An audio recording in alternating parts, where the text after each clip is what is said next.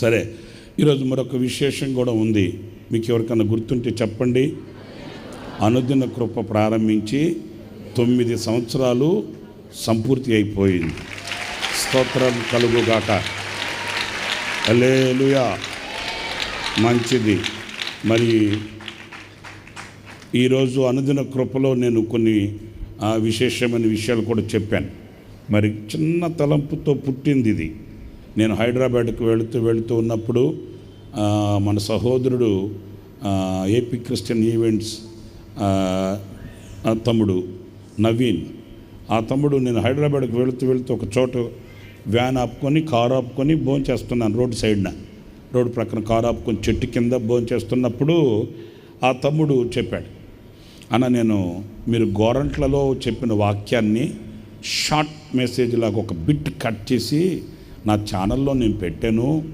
చాలామంది చూసి రెస్పాండ్ అయ్యారు. దాని క్రింద కామెంట్స్ రాసి వాళ్ళు ఆశీర్వదించబడిన అనుభవం ఏంటో కామెంట్స్ రూపంలో చెప్పారు. నాకు చాలా ఆశ్చర్యం అనిపించింది. నేను మీరు ఇచ్చిన ఆ గోరంట్లలో చెప్పిన మెసేజ్లో ఒక చిన్న షార్ట్ కట్ చేసి పెడితే అంత ఆశీర్వాదకరంగా ఉంది కదా. మరి అలాగే మీరు చిన్న షార్ట్ మెసేజెస్ చేస్తే చాలా బాగుంటుంది అని అతను నేను భోజనం చేసేటప్పుడు అన్నాడు.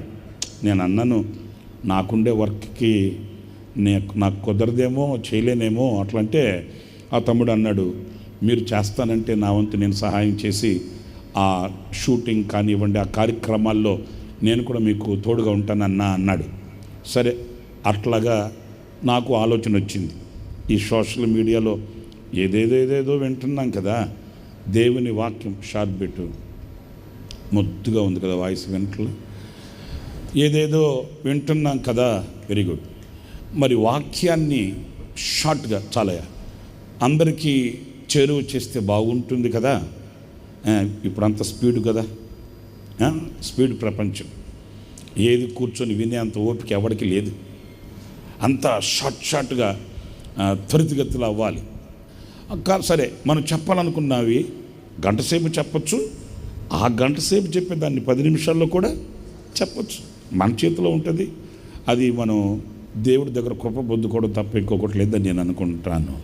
సరే, అలా చేద్దాం అని మొట్టమొదటిగా జూలై నెల 23వ తేదీన ఒక వీడియో చేసి రిలీజ్ చేశాను. చూద్దాం ఎట్లుంటుందో. అది ఏంటి, ఆ ఉండవల్లి మందిరంలో 150 రూపాయలకి ఒక కర్టన్ కొనుక్కొచ్చుకొని, నాకు అన్నతో ఉన్నప్పుడు కొంచెం ఈ వీడియోగ్రాఫ్ మీద కొంచెం ఐడియా ఉంది కనుక, ఈ ఫోటోగ్రఫీ వీడియోగ్రఫీ మీద నాకు కొంచెం అవగాహన ఉంది. నాకు అన్న ఈ మ్యాగజిన్ అప్పుడు, తర్వాత వచ్చి బలిపీఠం ఆసుపత్రికి ఫొటోస్ అని నాకు అన్నప్పటి నుంచి కొంచెం అలవాటు ఉంది. సరే, దాన్ని ఉపయోగించుకొని చేద్దామని ఒక సెల్ ఫోన్ ఒకటి పెట్టుకొని, సెల్ ఫోన్తో, కెమెరాలు కూడా లేవు అప్పుడు, సెల్ ఫోన్, స్టాండ్ కూడా లేదు. స్టాండ్ కూడా లేక దానికి ఒక డబ్బా ఒకటి నిలబెట్టి ఏదో ప్రయత్నం కదా. 150 రూపాయలకు ఒక కట్టను కొనుక్కొచ్చి వెనకబెట్టి, చాలా చాలా విచిత్రంగా రాత్రి కూడా నేను ఆ పాత వీడియో చూసా యూట్యూబ్లో. ఎట్లాగా చెప్తే చూస్తే నాకే నవ్వు వచ్చింది. అట్లాగా చిన్న మైక్ ఒకటి పెట్టుకొని, మొదటిది జూలై నెల 25 అనుకుంటాను, 25వ తారీఖు అనుకుంటాను, అలాగ ప్రారంభించాం. సరే, అది అప్పుడు మనకు ఛానల్ కూడా లేదు. ఆ ఏపీ క్రిస్టియన్ ఈవెంట్స్ దాంట్లోనే అప్లోడ్ చేశాడు ఆ తమ్ముడు. చాలా రెస్పాన్స్ వచ్చింది, చాలామంది చూశారు. ఓ, ఇదేదో దేవుడు తెరిచిన తలుపు ఉన్నట్టుంది, దేవుడు తెరిచిన ద్వారం ఉన్నట్టుంది అని ఇక కొంచెం అలాగ చేసుకొని ఇక ఈ 4-5 రోజుల్లోనే సెటరేట్ అయిపోయాం. ఓకే, ఇట్లా చేద్దాం అట్లా చేద్దామని ఇక ఫుల్ ఫ్లెజ్డ్గా ఆగస్టు 1వ తేదీ నుంచి దానికి ఒక పేరు పెట్టి, అప్పుడు పేరు కూడా కాదు, పేరు పెట్టి అనుదిన కృప అని ఆగస్టు 1వ తేదీ నుంచి రిలీజ్ చేసాం. ఆనాటి నుంచి ఈనాటి వరకు దేవుడే దీని సారథి. అంతే.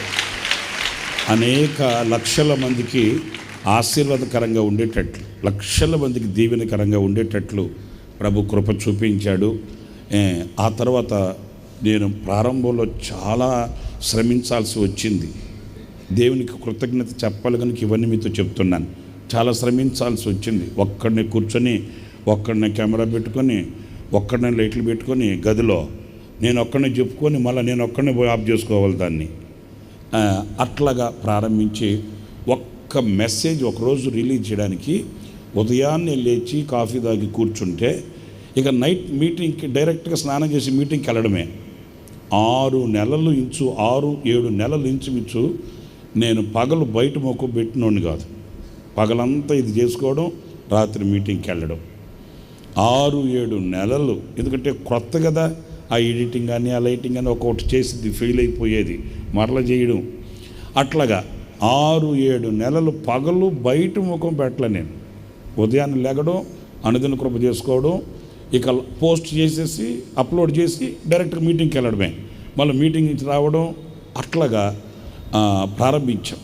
ఆ తర్వాత నా దగ్గరున్న యవనస్తులైన పిల్లలు, వాళ్ళని పెట్టుకొని వాళ్ళకి నేర్పించడం, వాళ్ళు చక్కగా దాన్ని రిసీవ్ చేసుకోవడం నాకు కొంచెం సహకారంగా నిలిచారు. మరి ఆనాటి నుంచి ఈనాటి వరకు నాతో కూడా ఎవరు బయట వాళ్ళు ఎవరేం లేదు. బాబు హమ్మింగ్ వస్తుంది పైన. ఆ రోజు నుంచి ఈ రోజు వరకు బయట వాళ్ళు ఎవరు లేరు, అంత మన పిల్లలే. ఇదిగో మా బ్యాచ్ చూడు, ఏరురా మన బ్యాచ్, అది ఉన్నారు అక్కడ, మీకు తెలుసుగా, ఇదిగో అక్కడ కూర్చొని ఉన్నారు, ఏడున్నారు, మొత్తం పెద్ద పెద్ద బ్యాచ్ ఇది. మరి ఏమనుకున్నారేంటి, వాళ్ళని పెట్టుకుని వాళ్ళే పోస్టులు చేస్తారు, వాళ్ళే థంబ్నెయిల్స్ చేస్తారు, వాళ్ళే షార్ట్స్ చేస్తారు. అట్లా కనబడుతున్నారు కానీ వాళ్ళు మీకు మరేంటి, దేవుడు వాళ్ళకి కృపనిచ్చాడు. దేవుని పరిచర్యకి పెద్ద పెద్ద బలవంతులు, పెద్ద పెద్ద శక్తివంతులు, పెద్ద పెద్ద వీరులు కావాలనేమి లేదు. మనసుంటే చిన్నవాడిని కూడా వాడుకుంటాడు దేవుడు. మనసుంటే బలహీనుని కూడా లేవనెత్తుతాడు ఆయన. మనసుంటే పామరుని కూడా పండితునిగా చేస్తాడు ఆయన. ఆ మనసు ఉండాలి, సిద్ధపాటు ఉండాలి, ఆ తీర్మానం ఉండాలి, ఆ తెగింపు ఉండాలి. దేవుడు ఆ రీతిగా పిల్లలు చదువుకుంటేనే వీళ్ళు నాతో సహకరిస్తారు. చదువుకుంటున్నారు, వాళ్ళు ఏం చదువులు మానేసి ఇక్కడే కూర్చొని ఉండరు, చదువుకుంటుంటారు, ఎగ్జాములు రాస్తూ ఉంటారు, 6 ఎగ్జాములు పాస్ అవుతూ ఉంటారు. నాకే ఆశ్చర్యం అనిపిస్తుంటుంది, ఎట్ట పాస్ అవుతున్నారా వీళ్ళని. దేవుడు చేస్తుంటాడు. ఆయన పని చేస్తే ఆయన వీళ్ళు పని చేయడేంటి. ఆ ఎగ్జామ్కి ముందు రోజు కూడా ఇక్కడ పని చేస్తుంటారు వాళ్ళు. ఆ తర్వాత ఎగ్జామ్ రిజల్ట్స్ వచ్చిన తర్వాత వచ్చి చెప్తుంటారు, ఇంత ర్యాంక్ వచ్చింది, అంత ర్యాంక్ వచ్చిందని. ఆ దేవానికి స్తోత్రం అనుకుంటుంటాను నేను. అలాగ చదువుకుంటేనే, ఉద్యోగం చేసుకుంటుంటేనే, ఒకరిద్దరు మనోడి పిల్లల్లోనే హైదరాబాద్లో ఉద్యోగం చేసుకుంటున్నారు. వాళ్ళు వెళ్తారు, ఉద్యోగం అక్కడికి వెళ్తారు, 2-3 రోజులు ఆడ వర్క్ చేస్తారు, మరలా వస్తారు. నైట్ అండ్ డే కూర్చొని, నాకు కింద స్టూడియో ఒకటి ఉంది చిన్నది, మీరు చూడండి, ఎప్పుడు పిల్లలు పని చేస్తూనే ఉంటారు. ఈ లైవ్ కార్యక్రమాలని, షార్ట్స్ అని. ఎందుకంటే దేవుడు వసతి ఇచ్చాడు. వసతి ఇచ్చినప్పుడు వాడుకోవడం, దేవుడు ఇచ్చిన ఆ వసతిని వాడుకోవడం మన కర్తవ్యం, చేసుకోవాలి మనం. ఆ రీతిగా మరి ఈ 9 సంవత్సరాలు ఎప్పుడు కూడా అనుదిన కృప అనేది ఆగిపోకుండా నేను సభలకు వెళుతుంటాను. మీరు నమ్మండి, ప్రతిరోజు ఈ అనుదిన కృప యొక్క రిజల్ట్ నేను చూస్తూనే ఉంటానండి. ఎక్కడికి మీటింగ్లకు వెళ్ళినా ప్రార్థన చేయించుకోవడానికి వచ్చిన వాళ్ళలో చెప్తూనే ఉంటారు నాతో, అన్నా నేను ప్రతిరోజు అనుదిన కృప చూస్తానన్నా అని. అన్న ఫలానా రోజు మీరు అనుదిన కృపలో మీరు చెప్పిన వాక్యం అట్లాగే నేను ఆదరింపబడ్డానన్నా, ఆ రోజు నేను ఏ చికాకుతో ఉన్నానో, ఎలా విసిగిపోయి ఉన్నానో, మీ వాక్యం ఆ రోజు అనుదిన కృప నన్ను బలపరిచిందన్న, ఇట్లాంటి సాక్ష్యాలు రోజు వింటూనే ఉంటాను. అవే నాకు బూస్ట్. ఎంత కష్టమైనా కూడా నాకు ఆసక్తి, ప్రోత్సాహం ఏంటంటే అవే. అంటే నేను చెప్పేది పొగడతలు కాదు. అన్నా నువ్వు సుఖంలో చంద్రుడు అన్న అట్లా అన్నారంటే నాకు అప్పుడే తెలుసు వీళ్ళని వాడే పంపించుంటాడని. ఎవడాడు, నేను అనలా, మీరు అంటున్నారు ఆ మాట. అట్లా కాదు, దేవునికి మహిమ కలుగునట్లు, దేవునికి మహిమ కలిగినట్లు అనుభవించిన అనుభవాలు చెప్పుకోవడం, సాక్ష్యం చెప్పడం తప్పేమీ కాదు. కనుక నేను ప్రతిరోజు వింటుంటాను, దేవునికి స్తుతి చెల్లిస్తుంటాను. మరి 9 సంవత్సరాలు ఎలా గతించిపోయింది. 10వ సంవత్సరంలోకి ప్రభు తీసుకుని వచ్చాడు.